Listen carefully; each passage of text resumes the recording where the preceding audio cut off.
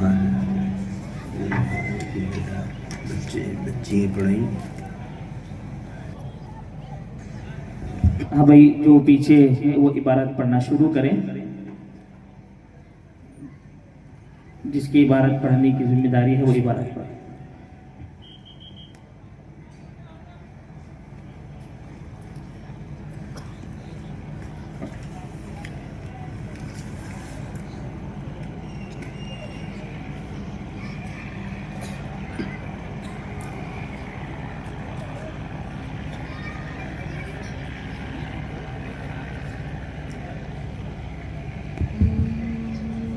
شروع کریں، مائک وغیرہ ہے پیچھے؟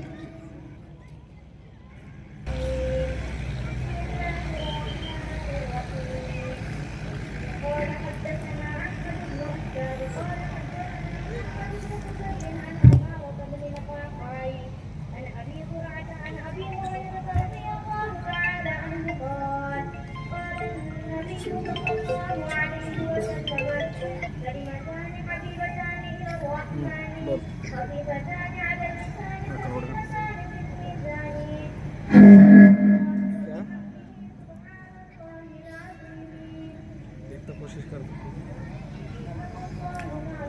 بول امی کو بولتی میں کار پر بول میں لے جاتا الحمد لله رب العالمين والصلاة والسلام على سيد الأنبياء والمرسلين وعلى آله وأصحابه أجمعين. أما بعد فأعوذ بالله من الشيطان الرجيم. بسم الله الرحمن الرحيم. والنجم إذا هوى ما ضل صاحبكم وما غوى وما ينطق عن الهوى إن هو إلا وحي يوحى.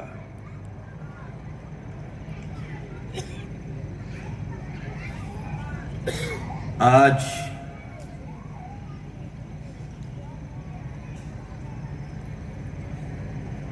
ہم سب کے لیے یہ مجلس انتہائی برکت اور سعادت کا باعث ہے کہ اللہ تعالیٰ کی توفیق اور اس کی سعادت سے اس زمینی دنیا میں اللہ تعالیٰ کی کتاب قرآن پاک کے بعد سب سے اصح ترین صحیح ترین کتاب کی اختتامی مجلس میں محبتوں اور سعادتوں کے ساتھ ہم جمع ہیں. اللہ تعالیٰ اس جمع ہونے کو ہم سب کے لیے خیر کا، عزت کا، عافیت کا، مغفرت کا ذریعہ بنائے.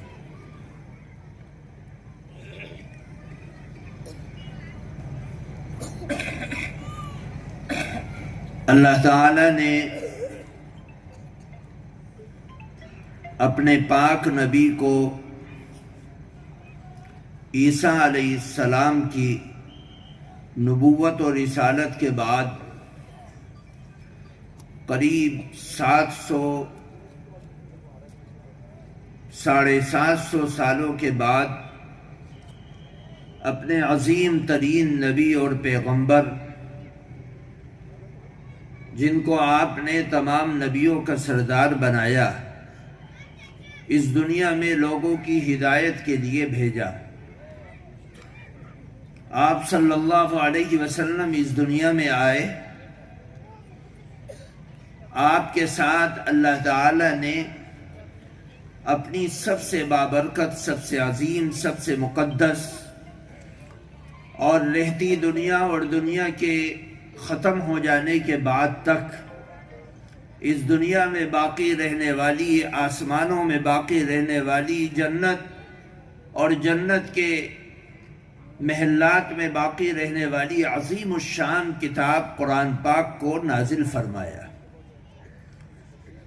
قرآن پاک اللہ تعالیٰ کی مقدس ترین کتاب ہے، جس کے سلسلے میں متفرق آیتوں میں اللہ تعالیٰ نے وعدہ فرمایا کہ ہم اس کتاب کے محافظ ہیں.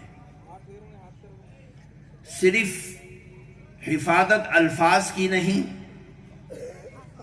اس کے انداز کی بھی حفاظت، صرف انداز اور الفاظ کی حفاظت نہیں، اس کے بیان اور تشریح اور تفسیر کی بھی حفاظت، صرف بیان اور تشریح اور تفصیل کی حفاظت نہیں، بلکہ اس پر عمل کرنے والوں کی بھی حفاظت اللہ تعالی نے اپنے ذمہ لی ہے۔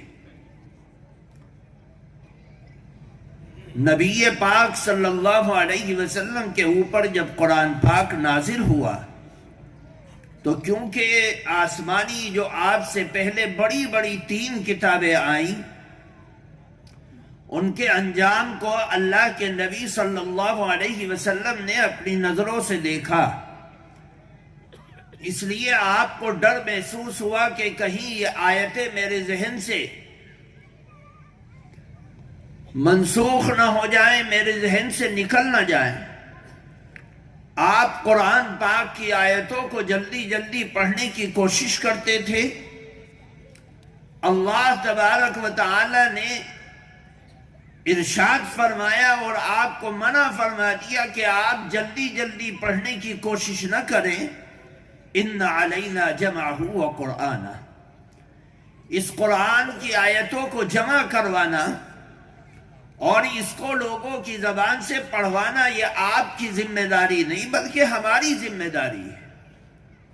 کچھ آیت کے بعد پھر یہ بھی فرما دیا ثم ان علینا بیانہ، اس قرآن کے اسرار، رموز، معانی، مسائل اور بیان کو لوگوں کے سامنے بیان کروانا اور اس کو ظاہر کروانا یہ بھی آپ کا کام نہیں یا کسی بندے کا کام نہیں، یہ ہماری ذمہ داری ہے اور ہم اس ذمہ داری کو پورا کریں گے۔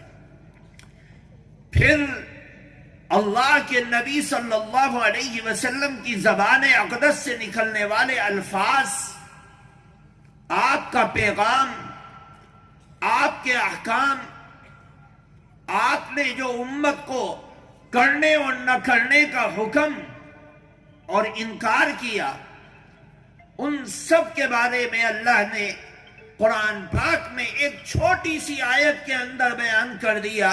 ما ينطق عن الهوى، محمد صلی اللہ علیہ وسلم کی زبان اقدس سے نکلنے والے جملے ان کی خواہش نہیں ہوتی، ان کی چاہت نہیں بلکہ اللہ کی چاہت سے ہوتی ہے۔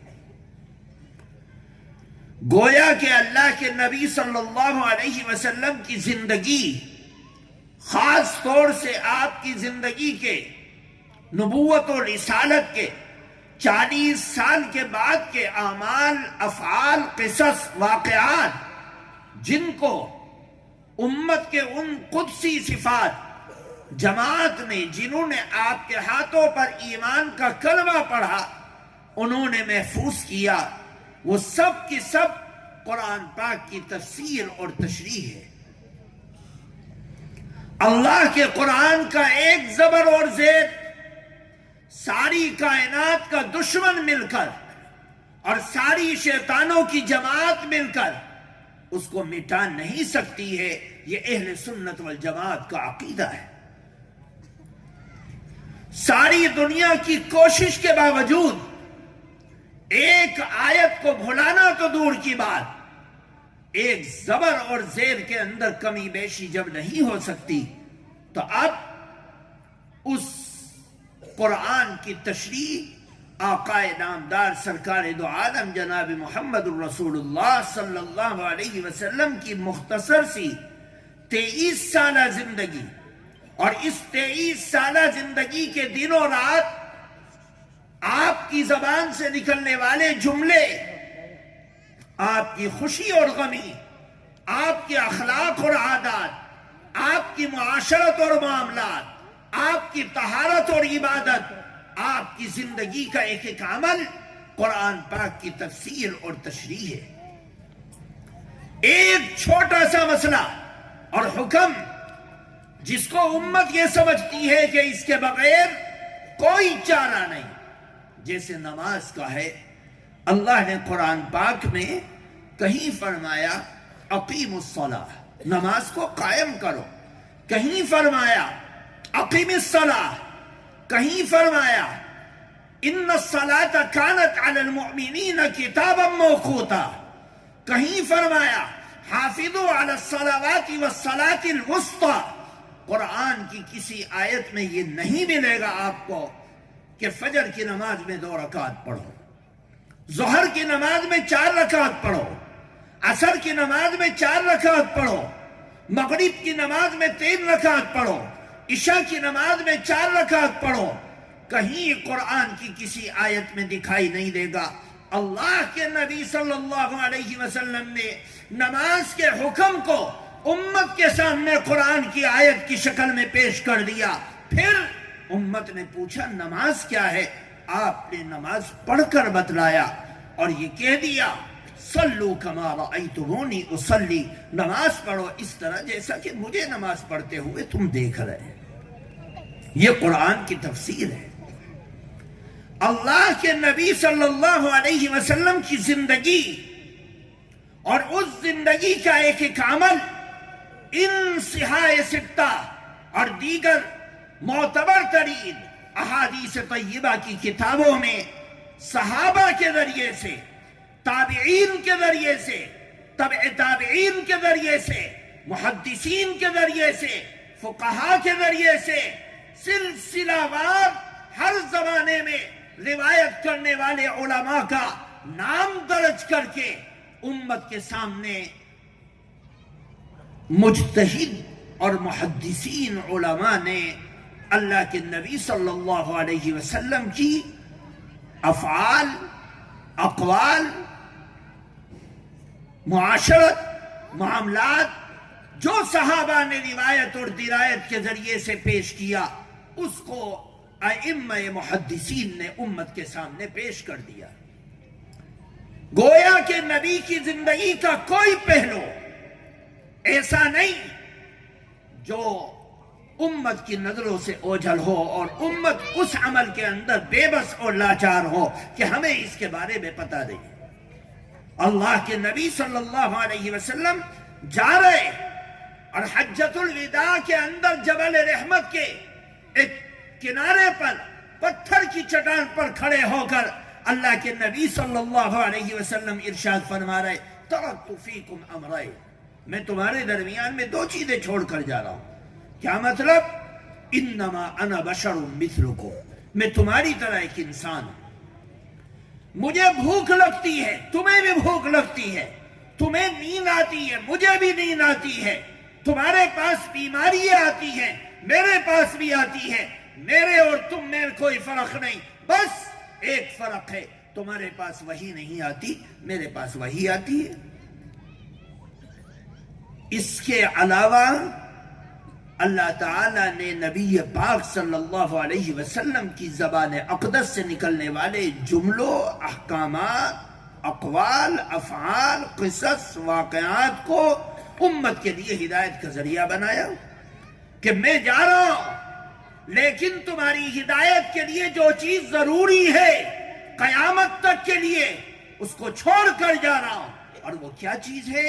فرمایا اللہ کا کلام، سنت اللہ کا قرآن، قرآن پاک کی 6666 آیتیں، قرآن کے 30 پارے، قرآن کے 3.5 لاکھ حروف، قرآن کے 114 سورتیں اور ان کے اندر جو کچھ ہے سب قیامت تک نہیں، قیامت کے بعد تک کے لیے اللہ نے محفوظ کر دیا کہ قرآن سے محبت کرنے والا قرآن کو اپنے ساتھ ہر منزل پر کھڑا پائے گا، ہر منزل پر کھڑا پائے گا۔ اللہ کے نبی صلی اللہ علیہ وسلم نے اس قرآن کی تفسیر کو بیان کیا ہے، جس تفسیر کو اللہ نے معتبر قرار دیا اور کہہ دیا کہ ہم اس کی حفاظت کریں گے، ثم ان علینا بیانا، اس کو بیان کروانا ہماری ذمہ داری ہے، آپ کی ذمہ داری نہیں، آپ کے صحابہ کی ذمہ داری نہیں۔ ہم ان سے کام لیں گے، ہم جیسے چاہیں گے ویسے کریں گے، ہم ان کے مالک ہیں، کوئی وہ اپنی مرضی سے نہیں کر سکتے۔ چنانچہ قرآن پاک کے لکھنے کا رواج دور نبوت کے اندر موجود تھا، اللہ کے نبی خود لکھواتے تھے، उबई बिन काब से, हजरत मुआविया से, जलीलुल कदर असहाब से कुरान की एक एक आयत को लिखवाते, लेकिन अपनी जबान से जो अल्फाज निकलते उनको सहाबा से लिखवाने का एहतमाम अल्लाह के नबी सल्लल्लाहु अलैहि वसल्लम के जमाने में नहीं था। बाज़ सहाबा इनफिरादी तौर पर अल्लाह के नबी सल्लल्लाहु अलैहि वसल्लम की ज़बान अक़दस से निकलने वाले अल्फाज को लिख लेते थे। अल्लाह के नबी सल्लल्लाहु अलैहि वसल्लम के ज़माने में इसलिए नहीं था कि शायद कभी कोई कम इल्म आदमी अल्लाह के नबी सल्लल्लाहु अलैहि वसल्लम के कलाम को अल्लाह का कलाम न समझ बैठे। मसलहत इसमें थी कि इसको लिखने का रिवाज न दिया जाए। चुनाचे हजरत अबू बकर सिद्दीक रज़ियल्लाहु ताला अन्हु ने एक अपना रिसाला लिखा, जिस रिसाले के अंदर अल्लाह के नबी सल्लल्लाहु अलैहि वसल्लम के अहकामात और आपके अक़वाल को लिखते थे। जब आपको ये पता चला कि हमारे दरमियान में तो ये रिवाज नहीं और अल्लाह के नबी ने किसी को कहा नहीं, तो आपने उसको ज़ाये कर दिया। आज वो उम्मत के सामने नहीं है। हाँ, सीना बसीना जो मुंतकिल हुआ, बाज़ सहाबा ने, बाज़ मुज्तहिदीन और मुहद्दिसीन ने उन अहादीस तय्यबा को मजमूए के तौर पर जमा कर दिया। अल्लाह के नबी सल्लल्लाहु अलैहि वसल्लम के ऊपर अल्लाह का कुरान नाजिल हुआ। फरमाया, ए मेरी उम्मत की हिदायत के लिए दो चीजें हैं। एक अल्लाह का कलाम कुरान पाक जो कयामत तक बाकी रहेगा, और एक मेरी सुन्नत, मेरा कलाम, मेरी जिंदगी के किस्स, वाक़यात, अक़वाल, अफ़आल जो सहाबा ने और ताबिईन ने रिवायत दर रिवायत किया है, दिरायत के साथ बयान किया है, उनको भी उम्मत की हिदायत के लिए जरूरी करार दिया। क्योंकि कुरान में बहुत से मसाइल मुजमल हैं, उनकी तफसीर अल्लाह के नबी सल्लल्लाहु अलैहि वसल्लम के अफ़आल, अक़वाल, आपकी जिंदगी के वाक़यात और किस्स हैं, जो इंसिहाए सित्ता के अंदर मुहद्दिसीन ने जमा कर दिया। नबी करीम सल्लल्लाहु अलैहि वसल्लम इस दुनिया से जा रहे हैं।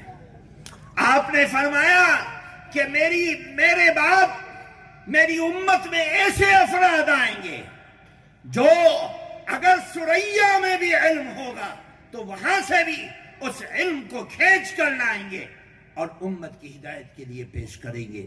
मेरे बुजुर्गों, दोस्तों, अल्लाह ताला ने नबी करीम सल्लल्लाहु अलैहि वसल्लम के क़ल्ब अतहर पर कुरान को नाजिल फरमाया।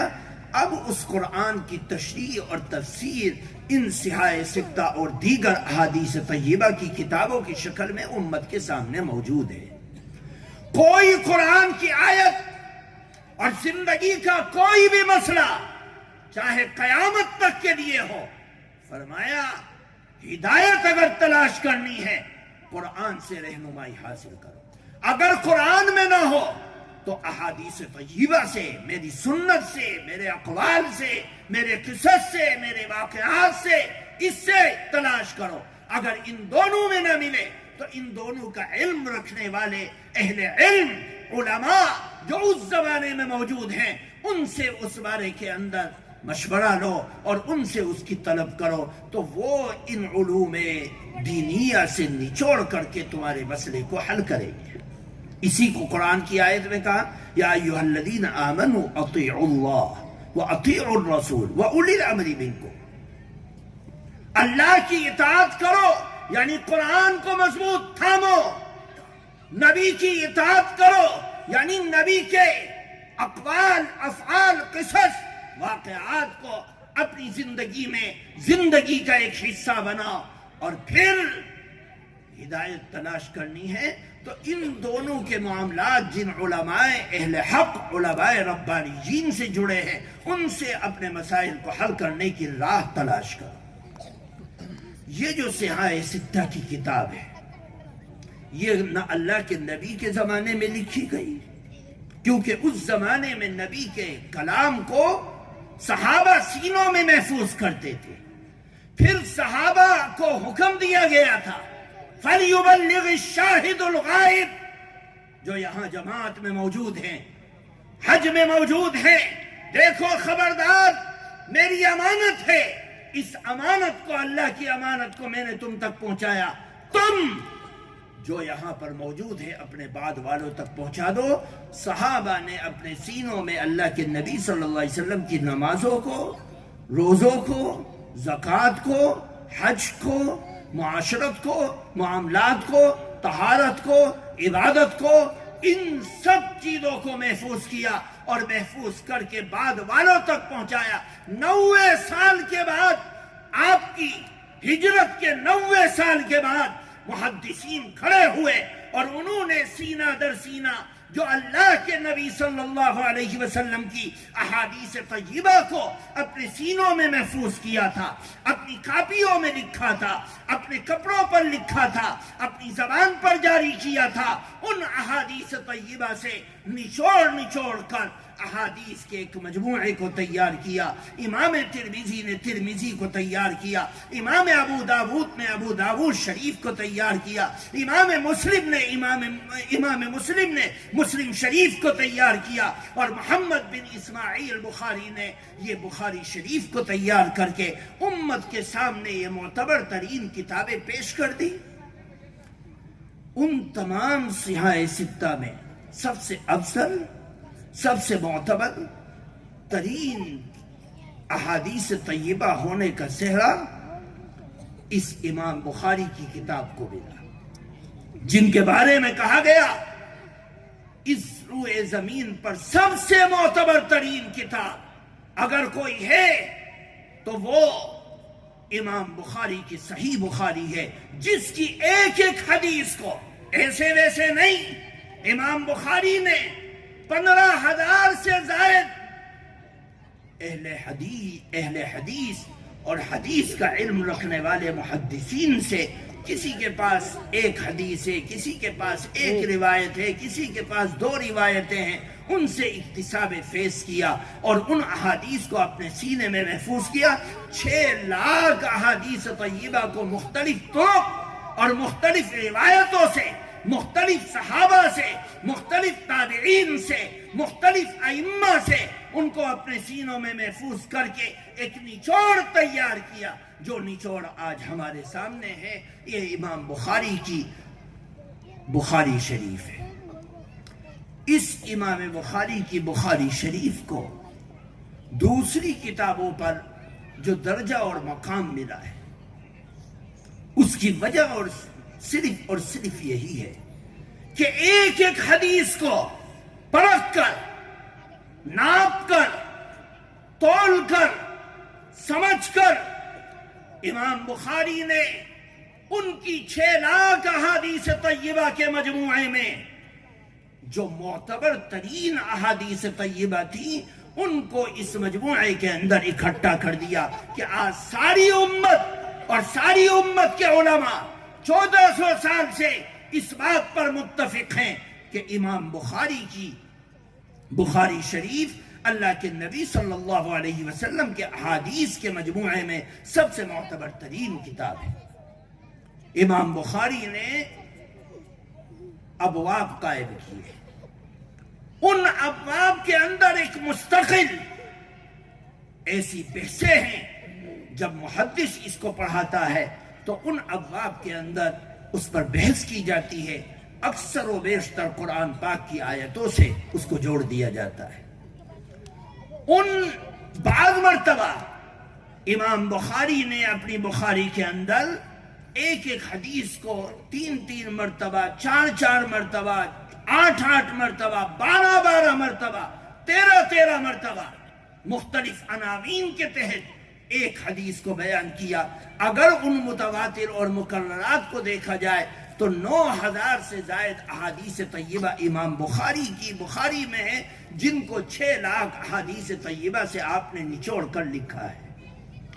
اگر ان مکررات کو نکالا جائے اور مکرر جملوں کو نکالا جائے، ان مفردات کو نکالا جائے تو امام بخاری کی یہ بخاری شریف 2745 احادیث کا مجموعہ ہمارے سامنے آتا ہے، جو 6 لاکھ احادیث طیبہ سے نچوڑ کر امام بخاری نے اس چھوٹی سی کتاب کے اندر لکھا ہے۔ اب آپ دیکھیے کہ 6 لاکھ کا مجموعہ، اس میں سے ان احادیث طیبہ کو منتخب کرنا جو 2745 ہے، کتنا صاف کیا ہوگا، کتنا چھانا ہوگا، کتنا پٹکا ہوگا، کتنا صاف کیا ہوگا، کتنا اس کے اندر سے ان جملوں کو نکالا ہوگا کہ یہ روایت ہمارے پاس معتبر طریقے سے پہنچی ہے، لیکن جو معتبر روایتیں ہیں ان میں یہ جملہ نہیں ہے، اس لیے اس جملے کو نکال دو، اور نکال کر صاف ستھری احادیث طیبہ کو اس کتاب کے اندر جمع کیا کہ آج عرب و عجم کے علماء اس کتاب کے اوپر متفق ہیں، اور آج نہیں 1400 سال سے متفق ہیں۔ یہ کتاب ہر عالم دنیا کا، کوئی بھی عرب کا ہو، عجم کا ہو، افریقہ کا ہو، یورپ کا ہو، بغیر اس کتاب کو پڑھے وہ عالم بن ہی نہیں سکتا،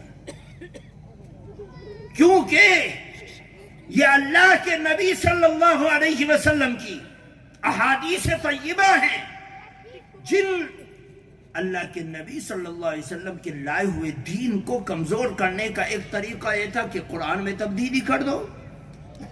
اللہ نے منع کر دیا کہ قرآن میں کوئی تبدیلی نہیں کر سکتا، یہ میرا چیلنج ہے۔ اللہ کے نبی چلے گئے، صاحب معارف القرآن کہتے ہیں کہ اللہ کے نبی کے اس دنیا سے جانے کے بعد آپ کی نبوت اور رسالت کا اعلان قیامت تک نہیں بلکہ قیامت کے بعد تک کے لیے کوئی چیز اگر کر رہی ہے تو وہ اللہ کا قرآن ہے، جس کو کلام الہی کہا جاتا ہے۔ کہ دنیا بے بس ہے، دنیا نے اینٹ سے اینٹ بجا دی، ملکوں کے ملک ہضم کر لیے، 8 سال کو اسلامی حکومت کو تباہ و برباد کر دیا، نسلوں کو ختم کر دیا، تہ و تیگ کر دیا، اسلامی آثار کو مٹا دیا، لیکن کوئی دنیا میں قرآن کے ایک زبر اور زیر اور پیش کو تبدیل نہیں کر سکا۔ یہ نبوت و رسالت کی حقانیت کی دلیل ہے، اللہ کے کلام کے برحق ہونے کی دلیل ہے۔ لیکن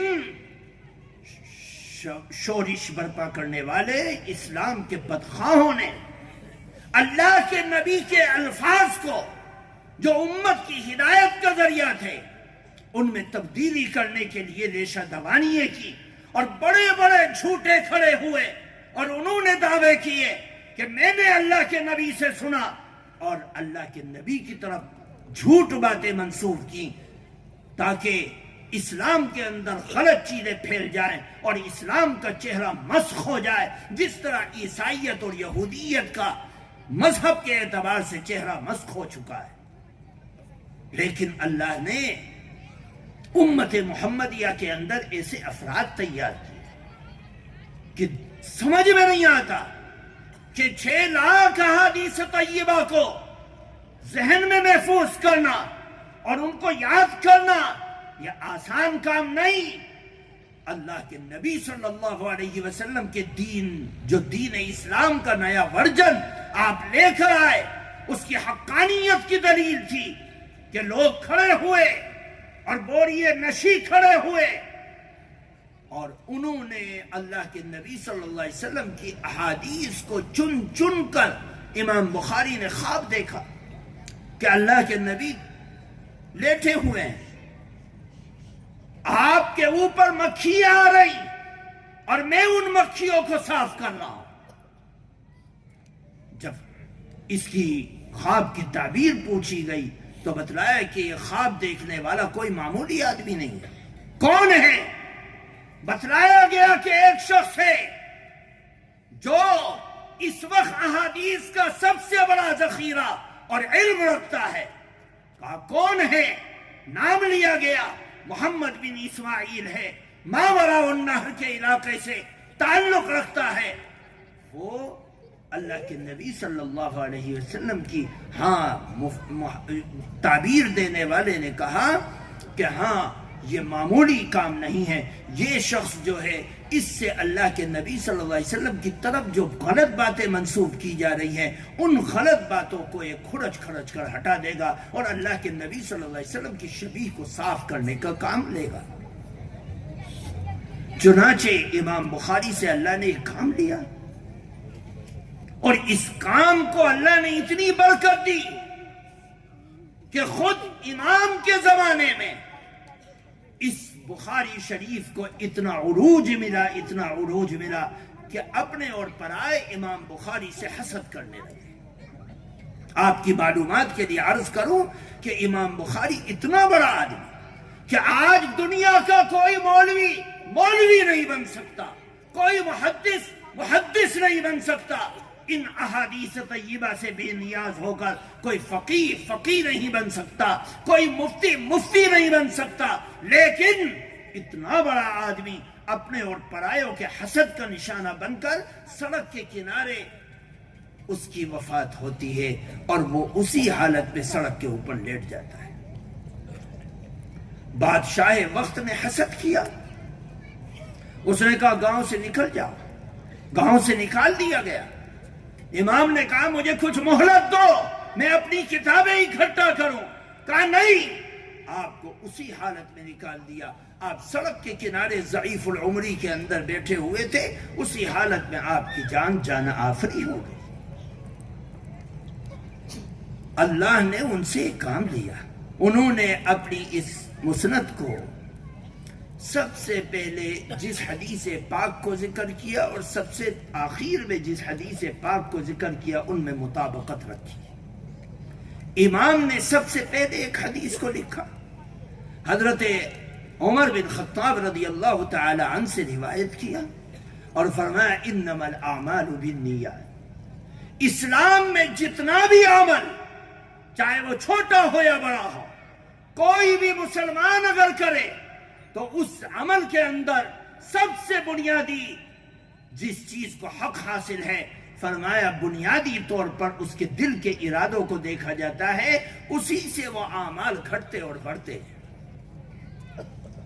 فرمایا کہ اعمال کا دار و مدار نیتوں پر ہے، اس میں اس طرف بھی اشارہ کہ میں ایک نیک کام کا ارادہ رکھتا ہوں اور اس نیک کام کے ارادے میں شہرت، نام، پیسہ، دھن، دولت، حسب، نسب، عہدے، ان چیزوں کی ہرگز بھی مجھے کوئی پرواہ نہیں، میں اللہ کے نبی صلی اللہ علیہ وسلم کی طرف اٹھنے والی کیچڑ کو صاف کر کے اللہ کے نبی صلی اللہ علیہ وسلم کے اقوال کو صاف کر کے پیش کر رہا ہوں، میری نیت صرف اور صرف خالصتاً اللہ ہے، اس کا رسول ہے۔ چنانچہ اپنی نیت کے اخلاص کی بھی گواہی دے دی اور امت کو بھی سبق دے دیا کہ دیکھو اسلام کے اندر اعمال کی کمیت ہرگز بھی مطلوب نہیں کہ فلاں آدمی نے اتنے لاکھ اور اتنے کروڑ اور اتنی ہزار نمازیں، اتنے ہزار روزے، اتنی قرآن کی آیتیں یہ سب کر دی۔ اسلام کے اندر ان کی کوئی حیثیت نہیں ہے اگر نیت کے اندر کھوٹ ہے۔ فرمایا سب سے پہلے نیت کو خالص کر لو، اگر نیت کے اندر اخلاص ہوگا اور اعمال بہت چھوٹے ہوں گے، بہت معمولی ہوں گے، تو اللہ ان کو اتنا پھلتا پھولتا بنا دے گا جس کا وہم و گمان بھی تمہارے اندر نہیں۔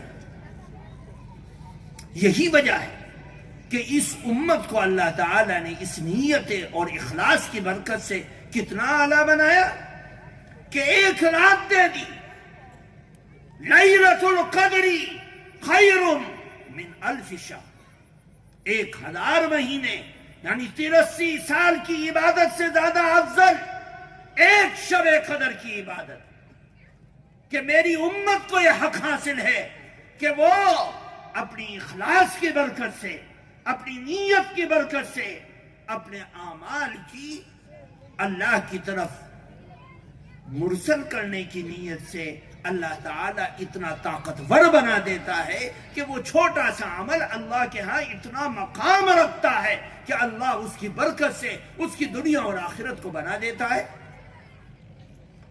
میرے بزرگوں دوستو، اس اعمال کے سلسلے میں فمن كانت ہجرته الى دنیا يصيبها او امرأة يتزوجها فہجرته الى ما هاجر الیہ، یہ تو ایک قصص اور واقعے سے جڑ گیا، لیکن اصل یہ ہے کہ اللہ کے نبی صلی اللہ علیہ وسلم کی نیت کے سلسلے میں جو حدیث آپ نے پہلے ذکر کی، اس کے ذریعے سے بتلا دیا کہ دیکھو عمل کا دار و مدار نیتوں پر ہے۔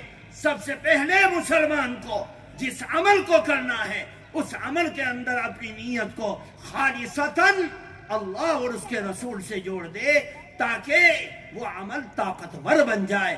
آپ نماز پڑھ رہے اللہ کے لیے، آپ سچ بول رہے اللہ کے لیے، جو یہ فرمایا کہ جو محبت رکھے اللہ کے لیے، جو عداوت رکھے کسی سے دشمنی کرے اللہ کے لیے، من حب للہ، جو اللہ کے لیے محبت کر رہا ہے، جو اللہ کے لیے توڑ رہا ہے محبت کو، اس کو اللہ تعالیٰ نے اتنا پسند فرمایا، حالانکہ چھوٹا سا عمل ہے لیکن اللہ سے جڑ گیا۔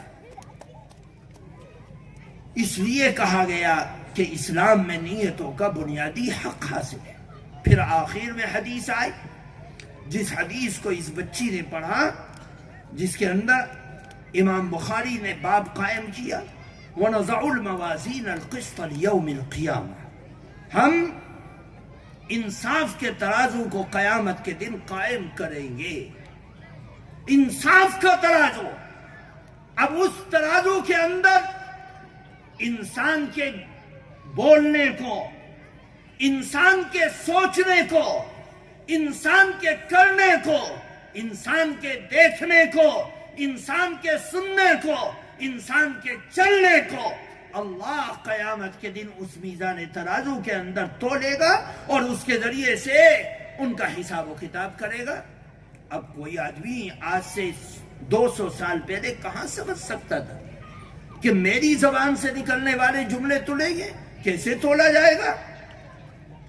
میری کانوں میں پڑنے والی آواز تل جائے گی، کیسے تولا جائے گا؟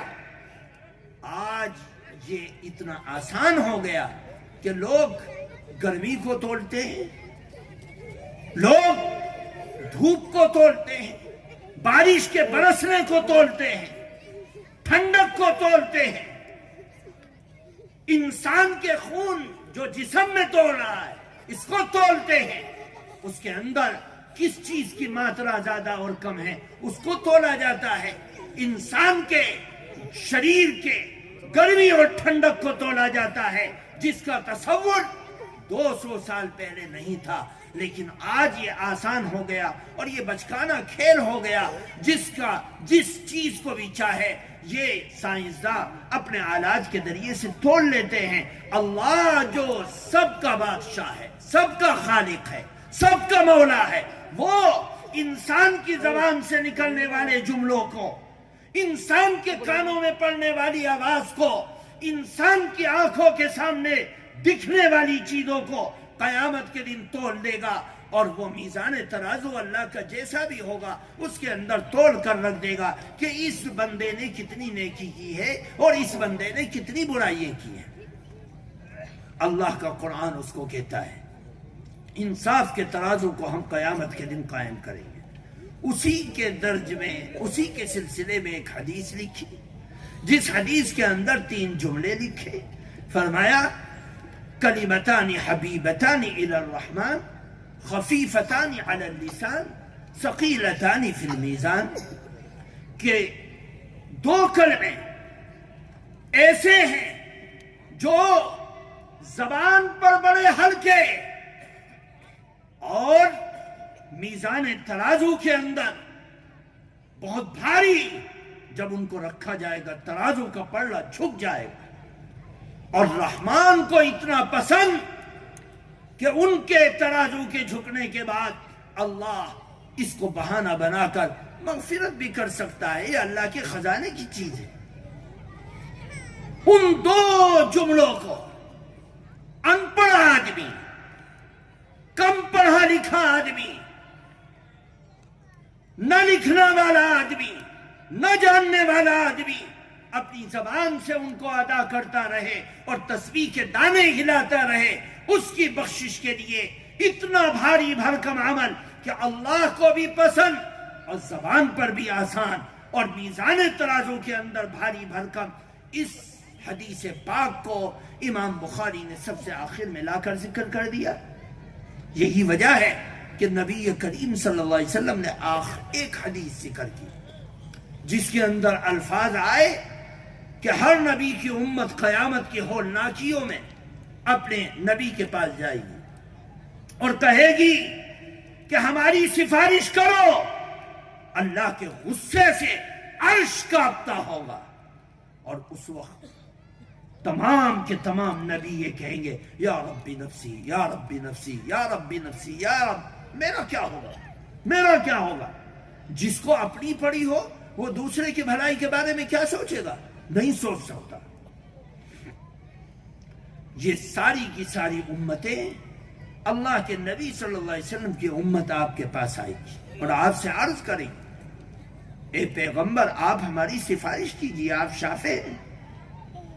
آپ اٹھیں گے اور اس وقت آپ سفارش کر دیں گے، اور سفارش میں اللہ کوئی نہ کوئی سبب بنائے گا، ایک چھوٹا سا ٹکڑا لایا جائے گا اس زندگی کے سامنے جس نے ساری زندگی کچھ نہیں کیا، کوئی نیکی نہیں کی، اللہ کے گھر کو نہیں دیکھا، ایمان کے سوا کوئی چیز نہیں، بس ایک چیز ہے، اس سے کہا جائے گا کیا ہے تیرے پاس؟ کہا کچھ نہیں۔ نمازیں کہاں ہیں؟ نہیں ہیں۔ روزے کہاں ہیں؟ نہیں ہیں۔ زکوٰۃ کہاں ہے؟ نہیں ہے۔ حج کہاں ہے؟ نہیں ہے۔ قرآن کی تلاوت کہاں ہے؟ نہیں ہے۔ حیاداری کہاں ہے؟ نہیں ہے۔ بس ایک چیز ہے، کیا ہے؟ ایمان کا کلمہ۔ ایک چھوٹا سا ورقہ لایا جائے گا جس کے اوپر اللہ کا کلمہ لکھا ہے، اس کو ترازو کے اندر ڈالا جائے گا۔ ایک زندگی، ایک پلڑے کے اندر زندگی کی ساری برائیاں، اور دوسرے پلڑے میں صرف وہ کلمے کی ایک چھوٹی سی پرچی کو رکھا جائے گا۔ اللہ کے نبی صلی اللہ علیہ وسلم نے ارشاد فرمایا وہ کلمے والا پلڑا بھاری پڑ جائے گا۔ کس وجہ سے؟ اللہ نے امت محمدیہ کو یہ خصوصیت دی ہے کہ ان کا چھوٹا سا عمل ان کی نیت کے اخلاص کی وجہ سے اتنا بھاری پڑ جاتا ہے کہ اس کے اندر وزن پیدا ہو جاتا ہے۔ یہ جو دو کلمے ہیں جن کے بارے میں اللہ کے نبی صلی اللہ علیہ وسلم نے ارشاد فرمایا کہ جو رحمان کو بڑے محبوب، پسند اور زبان پر بڑے آسان اور میزان ترازو کے اندر بھاری، ان کا تعلق بھی نیت سے ہے کہ جب اخلاص ہوگا اور نیت ہوگی اور اعمال کا تعلق اللہ سے خالصتاً ہوگا تو اس کے اندر اتنا وزن پیدا ہوگا کہ وہ چھوٹا سا کلمہ تمام کی تمام برائیوں پر بھاری پڑ جائے گا۔ سبحان اللہ و بحمدی سبحان اللہ العظیم۔ یہ چھوٹا سا عمل ہے۔ امام بخاری نے اپنی بخاری کو جہاں طہارت کے مسائل بیان کیے، جہاں عبادت کے مسائل بیان کیے، جہاں معاملات کو بیان کیا، جہاں معاشرت کو بیان کیا، جہاں فتن کو بیان کیا، وہیں پر ان دونوں احادیث کے اندر پورے دین کو لا کر نچوڑ کر رکھ دیا کہ اے لوگوں اپنی نیت کو خالص کر لو اور اپنے عمل کے اندر جان پیدا کر لو۔ تمہاری ایک چھوٹی سی نیت تمہارے چھوٹے سے عمل کو بھاری بھرکم بنا سکتی ہے۔ یہ امام بخاری نے اس پورے دین اسلام کا نچوڑ ان دو احادیث طیبہ کے ذریعے سے پیش کر دیا۔ اللہ تعالی کا شکر ہے کہ اس حدیث کی کتابوں کو اور اس کی منتخب احادیث کو ان بچیوں نے پڑھا۔ ان بچیوں کے پڑھنے کا مقصد کیا ہے؟ ان کو عالم بنانے کا مقصد کیا ہے؟ ان کو پڑھانے کا مقصد کیا ہے؟ اس چیز کو ہر والدین اپنے ذہن و دماغ میں رکھیں سن 1942 کا زمانہ تھا اور مدارس کا جال علماء دیوبند دنیا کے کونے کونے میں پھیلانے اور قائم کرنے کا کام کر رہے تھے. لوگ پوچھتے تھے کہ ان مدرسوں کو کیوں بنا رہے؟ لوگ نوالوں کے لیے ترس رہے ہیں. آج کی معیشت کی طرح اس زمانے میں معیشت نہیں تھی. بارش کے پانی کے اوپر لوگ زندگی گزارتے تھے. بارش کا پانی آیا تو اناج کے چند دانے مل گئے، بارش کا پانی نہیں آیا تو لوگ فاقے کے اندر اور ایک ہی سبزی کو کھا کر 6 مہینے زندگی گزارتے تھے. ہماری طرف ایک سبزی کھا کر.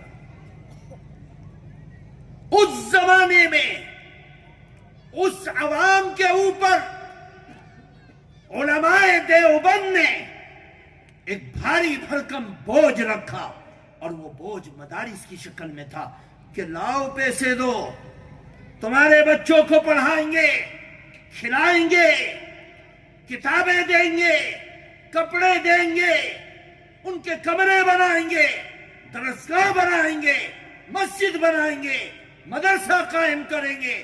لوگ دیکھتے تھے ان پاگلوں اور مجنونوں کو کیا ہو گیا. اس زمانے میں سن 1942 کے اندر ایک مدرسے کی بنیاد رکھتے ہوئے شیخ الاسلام مولانا حسین احمد مدنی رحمت اللہ علیہ نے بیان کیا. میں نے خود سننے والوں کی زبان سے سنا. فرمایا کہ حضرت نے کہا کہ اے لوگوں، ان مدرسوں میں اپنے بچوں کو بھیجو. اگر تمہارے بچے ان مدرسوں میں آئیں گے تو کم سے کم اس بات کی ضمانت دی جا سکتی ہے کہ ان مدرسوں میں آنے والے بچے کچھ نہیں کم سے کم اپنا ایمان تو محفوظ کر کے اس دنیا سے چلے جائیں. آج یہ مدرسہ آپ کو اس بات کی ضمانت دیتا ہے اور اس بات کا عہد آپ کے کانوں میں ڈالتا ہے کہ آپ کی وہ بچیے جن بچیوں کو احادیث کی ان معتبر ترین کتابیں اور ان کی سلسلے وار احادیث طیبہ ان کے کانوں میں چاہے سرسری پڑ جائیں، ان کو سننے کے بعد اور بیٹھنے کے بعد کم سے کم یہ ضمانت دی جا سکتی ہے کہ یہ اللہ کے نبی صلی اللہ علیہ وسلم کے لائے ہوئے دین اسلام کے معتبر ترین چیز ایمان کی حفاظت کر سکے. اکا دکا کی بات مت کرو. جس کی قسمت پھوٹی ہے اس کا کچھ نہیں کہا جا سکتا. لیکن ہمارا تاریخ گواہ دیتی ہے کہ جب ہم تاریخ کے ورق کو پلٹ کر دیکھتے ہیں تو 1447 سال کے اندر ایسے لوگ ملتے ہیں جنہوں نے دین اسلام کی ایک اینٹ کو بجا کر تباہ و برباد کر دیا. چاہے اندلس ہو، بخارا ہو، سمرقند ہو، تاجکستان ہو، ازبکستان ہو، چیچنیا ہو یا دنیا کا کوئی بھی ملک ہو، ہر ملک کے اندر اسلام کی اینٹ سے اینٹ بچ گئی. لیکن اس کے اندر ایک بھی ایسے شخص کا نام نہیں آتا جس شخص کے پاس قرآن اور احادیث طیبہ کا علم ہو اور وہ اپنی قوم کو بیچ رہا ہو. تاریخ کے ورق کالے ہو گئے، لیکن ایک بھی ایسا سپوت جس سپوت نے اللہ کے قرآن کو پڑھا، سمجھا، بیان کیا، دعوت دی، عام کیا، وہ سب کچھ کر سکتا ہے لیکن دین اور ایمان کو بیچنے کا کام نہیں کر سکتا، اور اگر کرے گا تو کامیاب نہیں ہوگا انشاءاللہ. اکا دکا کی بات چھوڑو. یوں تو صحابہ کے درمیان میں بھی فساق کی ایک جماعت رہتی تھی جو ان کے ایمان کو تباہ کرنے کا کام کرتی تھی. ایسے عالم آئے جن علماء کے حدیث کے عالم تھے، فقہ کے فقیہ تھے، مفسر تھے، محدث تھے، لیکن کسی گناہ کی وجہ سے ان کی زندگی تبدیل ہو گئی. لیکن زندگی کا آخری موڑ ایسا آیا کہ وہ توبہ کر کے پھر واپس آئے اور واپس آ کر پہلے سے زیادہ انہوں نے کام کر کے دکھلایا اور امت کی ہدایت کا سبب بنے۔ اس لیے ان مدرسوں سے جڑنے والے، ان مدرسوں میں پڑھنے والے، چاہے وہ دکان میں بیٹھے یا پھاوڑا لیں یا کار چلائیں یا فیکٹریوں میں جائیں یا کارخانوں میں جائیں یا بازاروں میں جائیں یا تجارت کریں یا کچھ بھی کریں، ان کے بارے میں کم سے کم یہ ضمانت لی جا سکتی ہے کہ کچھ نہیں، کم سے کم وہ اپنے ایمان کی حفاظت تو کریں گے۔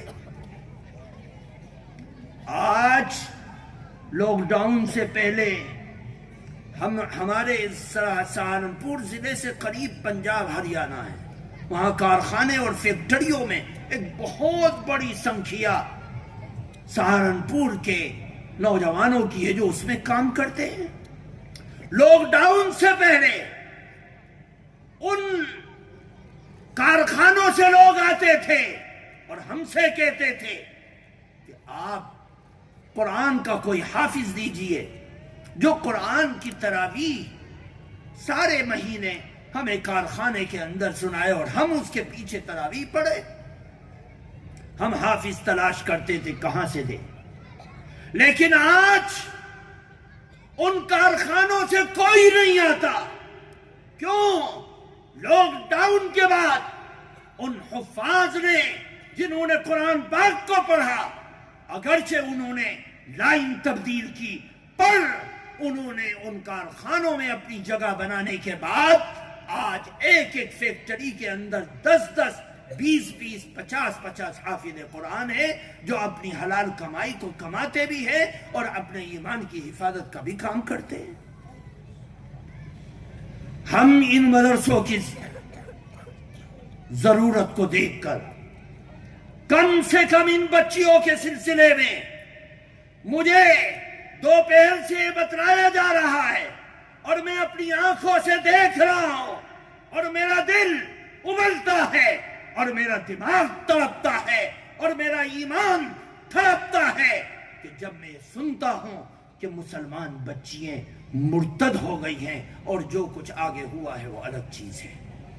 اس کے اندر ممبئی ہو، شولہ پور ہو، ناگپور ہو، فلاں ہو، چنا ہو، چنی ہو، کون اول پر، کون دوم پر، کون سوم پر، کون تھرڈ اور کون سیکنڈ ارتداد کے معاملے میں ہے۔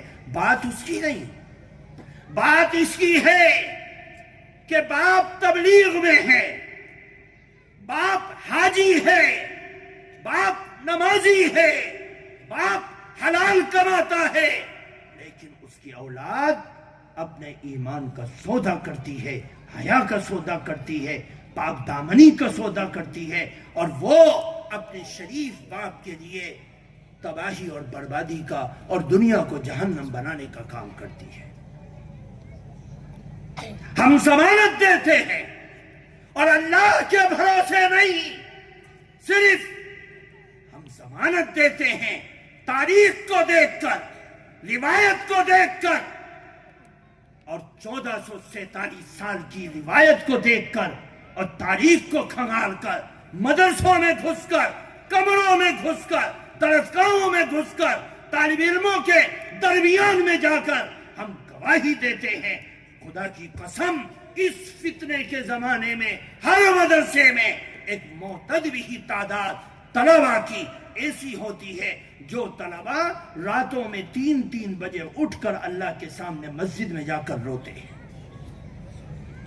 ابھی ایک ہفتے کی بات ہے، میں اپنے مدرسے کے اندر ایک بچے کو بلایا، میں نے کہا بھائی تو بہت شرارت کرتا ہے، ہر جگہ میں تجھے دیکھتا ہوں۔ اس نے کہا حضرت میں شرارت نہیں کرتا، میں یہ چاہتا ہوں کہ ہر وقت محنت سے جڑا رہوں، اور میں رات میں 3 بجے اٹھ کر مدرسے کا چکر لگاتا ہوں، وضو کرتا ہوں، نماز پڑھتا ہوں اور تہجد پڑھ کر میں دعا مانگتا ہوں کہ کوئی مدرسے کے اندر ایسا کام نہ ہو جائے جس سے کوئی بچہ پریشان ہو جائے۔ ایک 14 سال کا بچہ اگر یہ وچار اپنے اندر رکھتا ہے تو امت کے اندر خیر باقی ہے، امت کے اندر خیر باقی ہے۔ اس لیے کہا جاتا ہے کہ اپنی بچیوں کو ان ایمان کی فیکٹریوں میں بھیجو کہ تمہاری بچیاں رسمی طور پر ہی صحیح قرآن کی اور احادیث طیبہ کی یہ معتبر ترین کتابیں پڑھیں گی تو کچھ نہیں. حالانکہ بچیوں کا تعلق صرف پریوار سے نہیں، خاندان سے، اور خاندان نہیں محلے سے نہیں شہر سے ہوتا ہے. ایک بچی پاک دامن تعلیم دینے والی محلے کے اندر آ جائے، پورے محلے کی بچیوں کی جہالت کو مٹانے کا ذریعہ بن جاتی ہے. اور ہم دیکھتے ہیں یہ کوئی ڈھکی چھپی بات نہیں. اگر تمہارے علاقے کی رنگ و بو الگ ہو تو اس میں کوئی دوش نہیں، لیکن ہمارا تجربہ ہے، ہم دیکھتے ہیں، ہم سمجھتے ہیں. ہمارے سامنے تاریخ کی معتبر ترین کتاب ہے. خدا کی قسم اللہ کے نبی صلی اللہ علیہ وسلم کی نبوت اور رسالت پر جمانے کا سب سے پہلا کام عورت نے کیا. اما خدیجہ نے. حضرت عمر کے ایمان لانے کا کام سب سے پہلے ذریعہ جو بنی وہ عورت بنی. ہم نے دیکھا حضرت ابو بکر صدیق کو استقامت کا پہاڑ بنانے والی اور مجاہدے پر صبر کرنے والی اگر کوئی ہے تو صرف اور صرف عورت ہے.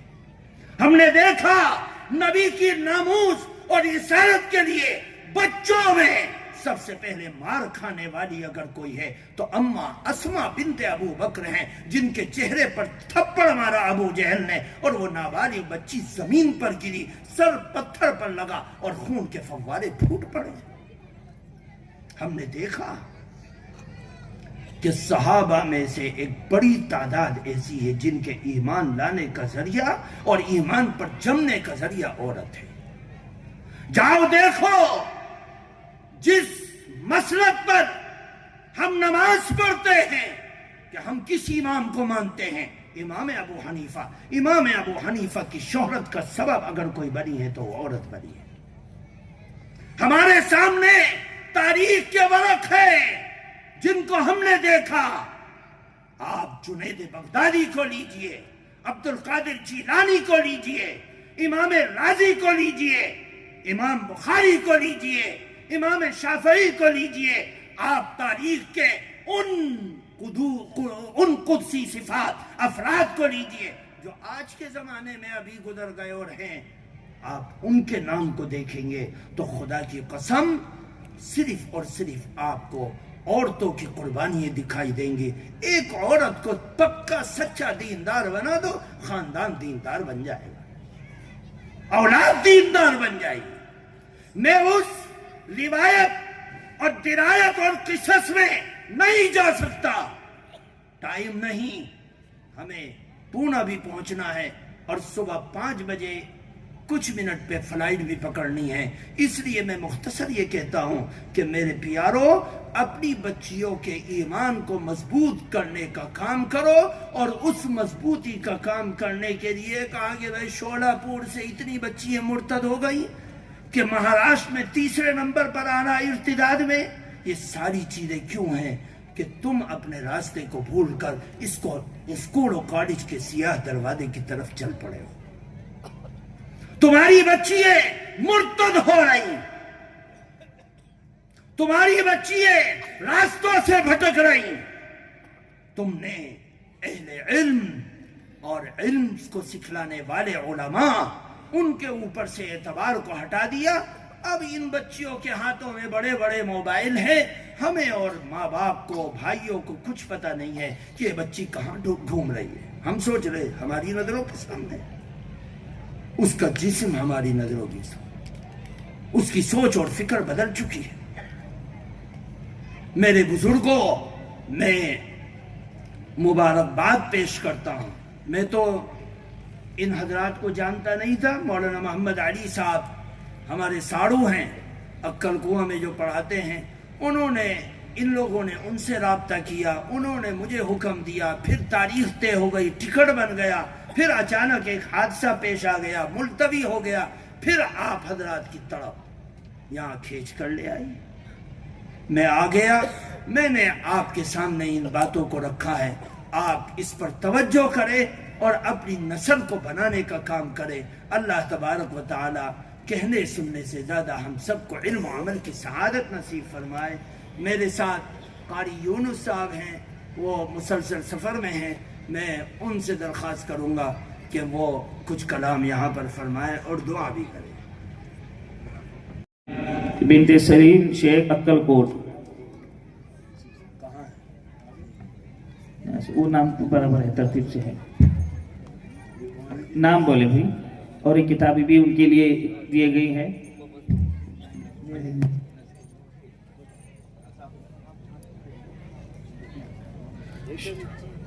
پہلا نام ہے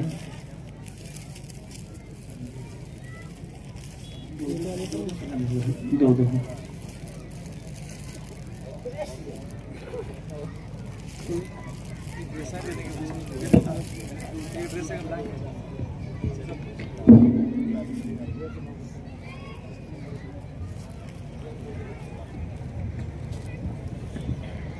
اکبر صاحب لے لیں گے، یہ اکبر صاحب یہ بعد میں دیں گے، بعد میں۔ ہاں ایک کتاب، اس کے بعد سیفل صاحب جمادار آئے، عبد القادر صاحب،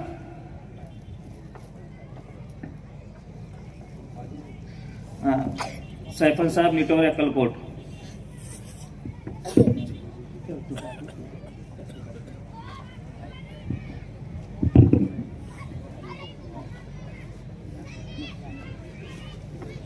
اور سیفن صاحب باغوان کرجاڑ، بنت سیفن صاحب باغوان کرجاڑ،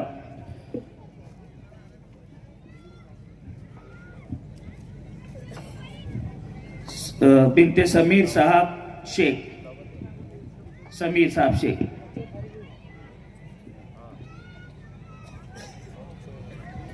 سلیم صاحب شیخ عقل کوٹ، سلیم صاحب شیخ عقل کوٹ،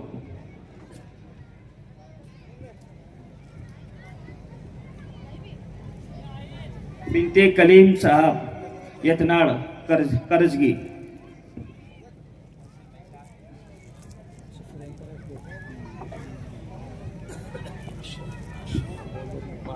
بنت بندے نواز عرب انڈی، بندے نواز،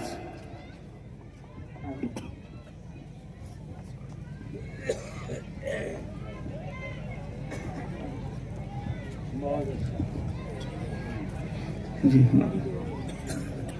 ابھی اعلان سن لیں۔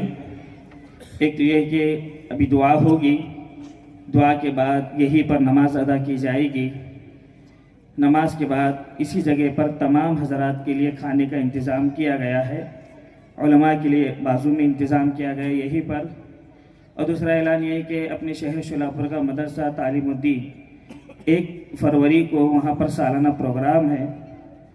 الحمدللہ 6 طلبہ حافظ قرآن ہوئے اور 17 طلبہ عالمیت سے فارغ ہوئے، جو ابتدا سے لے کر جو ہے باہر جا کر پڑھ کر آئے ہیں۔ تو سبھی حضرات سے گزارش ہے وہاں پر بھی پہنچنے کی فکر کریں۔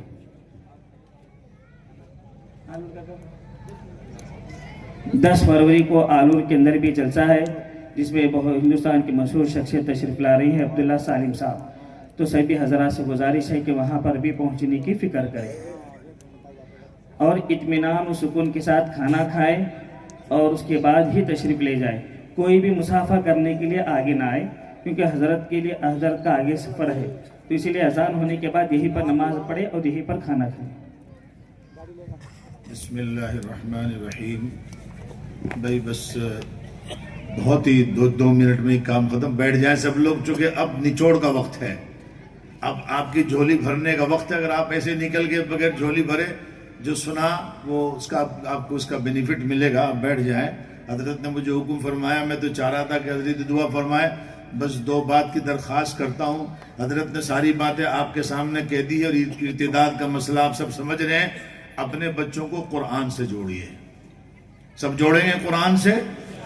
اور ایک وعدہ اور کر لیجئے کہ صبح میں روزانہ اپنے بچوں سے، بچی ہو یا بچہ ہو، خود بھی روزانہ فجر کے بعد سب سے پہلا کام یہ ہونا چاہیے کہ ہم اپنے بچوں کو قرآن پڑھوائیں، خصوصاً سورہ یاسین کی تلاوت کریں، کیونکہ حدیث میں جو شخص سورہ یاسین کی تلاوت کرتا ہے اللہ تبارک و تعالیٰ اس کے کاموں کا کفیل بنتا ہے، اور اللہ جس کا کفیل بن جائے تو اسے کوئی نقصان نہیں پہنچا سکتا۔ اسی طرح شام کو کرو کہ رات کو سونے سے پہلے بچوں سے پھر قرآن پڑھواؤ، وضو کراؤ پھر قرآن پڑھواؤ، تو آپ کے بچے رات کے فتنے سے بھی بچیں گے۔ اور یہ موبائل کا فتنہ ہے، ہر ماں باپ کی ذمہ داری بنتی ہے کہ بچوں سے رات کو موبائل اپنی کسٹڈی میں لے کر کے رکھیں۔ یہ رات کو بچوں کو دیا ہوا موبائل یہ سب سے بڑے فتنے کا سبب بن رہا ہے۔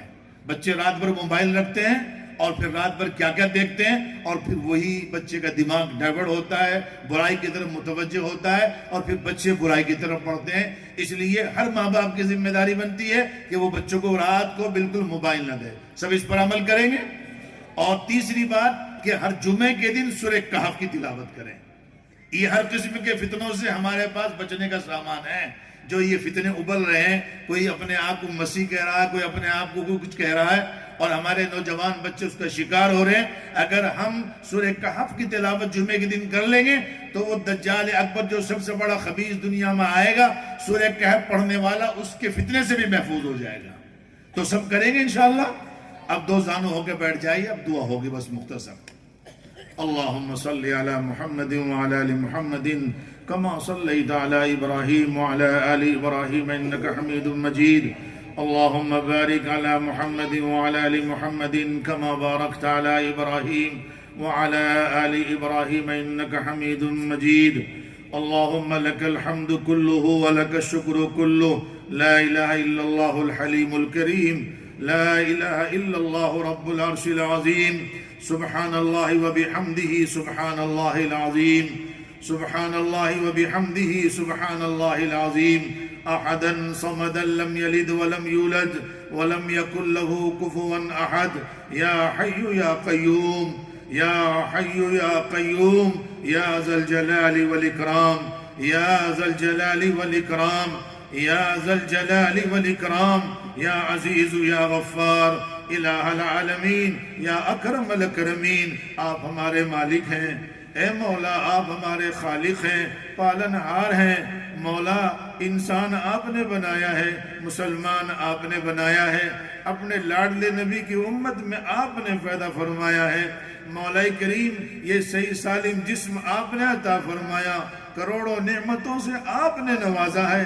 اے مولا یہ سب آپ کے احسانات ہیں، آپ کی مہربانی ہے۔ مولا ہم ناشکرے ہیں، نمک حرام ہیں، تیرا نمک کھاتے ہیں، تیری نمک حرامی کرتے ہیں۔ اے مولا ہمارے اس جرم کو معاف فرما دے، مولا ہمارے اس جرم کو معاف فرما دے۔ مولا کریم جو زندگی گزر چکی ہے اس کو معاف فرما دے۔ مولا کریم جو زندگی باقی ہے اس کو اپنے حکم کے مطابق گزارنے کی توفیق عطا فرما۔ نبی کریم صلی اللہ علیہ وسلم کے طریقے پر چلنے کی توفیق عطا فرما۔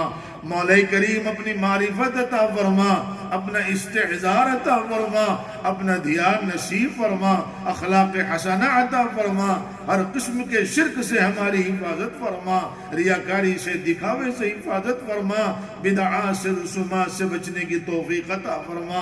مولا کریم ہمارے گھروں میں چین و سکون عطا فرما، عافیت کا کرم کا معاملہ فرما، ہر قسم کی آفات سے بلیات سے نظر بد سے حفاظت فرما۔ مولا کریم ظالموں کے ظلم سے، شریروں کی شرارت سے، فتنوں کے فتنوں سے، حاسدوں کے حسد سے، ساحروں کے سحر سے، نفس کے شیطان کے مکر و فریب سے ہماری حفاظت فرما، ہمارے اہل و عیال کی حفاظت فرما، ہماری نسلوں کی حفاظت فرما، تمام بیماروں کو صحت عطا فرما، جو مسلمان پریشان حال ان کی پریشانیوں کو دور فرما، جو مصیبت زدہ ان کی مصیبتوں کو دور فرما، جو لوگ ناجائز مقدمات میں ماخوذ ہیں ان کے لیے رہائی کا اسباب پیدا فرما، جو بے اولاد ہیں ان کو نیک سالیہ اولاد عطا فرما، جن کی اولاد نافرمان ہے پہلے ان کو اپنا فرما بردار بنا کر ان کے والدین کا فرما بردار بنا دے۔ مولا کریم جن کے یہاں جوان بچے بچیاں رشتوں کے بغیر موجود ہیں ان کے لیے نیک رشتے عطا فرما۔ مولا کریم ہماری بیٹیوں کی عزت کی حفاظت فرما، عصمت کی حفاظت فرما، ایمان کی حفاظت فرما، اعمال کی حفاظت فرما۔ مولا کریم تو ہم سب کی مغفرت فرما، ہمارے ماں باپ کی مغفرت فرما، آبا و اجداد کی مغفرت فرما، پورے عالم کے مسلمانوں کی مغفرت فرما۔ مولا کریم ایک دن وہ آئے گا، ہم اس دنیا کو چھوڑ کے چلے جائیں گے، مولا کریم ایمان والی ہوش والی موت عطا فرمائیے، اچانک کی موت سے، حادثے کی موت سے ہم سب کی حفاظت فرما، ایمان والوں کے ساتھ ہمارا حشر فرمائیے، آقا کے دستے مبارک سے حوض کوثر سے سیراب فرمائیے، آقا کی شفاعت نصیب فرمائیے۔ مولا کریم اسلام کا بول بالا فرما، کفر کو مغلوب فرما، جہاں جہاں بھی دینی کام ہو رہے ہیں بھرپور مدد فرما، اپنے دین کے کام کرنے والوں کی حفاظت فرما۔ یا ارحم الراحمین اس ادارے کو دین دونی رات چوگنی ترقی عطا فرما، جن بچیوں نے تیرے دین کا علم حاصل کیا ہے مولا کریم ان کو عالم بعمل بنا، یا ارحم الراحمین ان کو اپنی دین کی خدمت کے لیے قبول فرما، ہر قسم کے شرور و فتن سے محفوظ فرما۔ مولا کریم ان کے والدین کو بہترین بدلہ عطا فرما، جزائے خیر عطا فرما، اور مدرسے کے ذمہ دار کو، اساتذہ کرام کو اے اللہ سب کو بہترین بدلہ عطا فرما۔ مولا کریم ہماری مساجد کی، خانقاہوں کی، قبرستانوں کی اور وقف جائیدادوں کی سب کی حفاظت فرما، ہمارے ملک میں امن و امان کی فضا کو قائم فرما، آپس میں پیار و محبت کے ساتھ رہنے کی توفیق عطا فرما۔ مولا کریم ہم سب تیرے سامنے ہاتھ پھیلائے ہوئے ہیں، اے مولا تو علیم خبیر ہے، سمیع علیم ہے، ذرہ ذرہ تیرا محتاج ہے، مولا جو مانگا وہ بھی عطا فرما اور جو مانگنے سے رہ گیا وہ بھی عطا فرما۔ ربنا تقبل منا انك انت السميع العليم وتب علينا انك انت التواب الرحيم۔ سبحان ربك رب العزة عما يصفون وسلام على المرسلين والحمد لله۔ بے ابھی اذان ہوگی اور اس کے بعد یہی پر 5 منٹ میں نماز ہوگی۔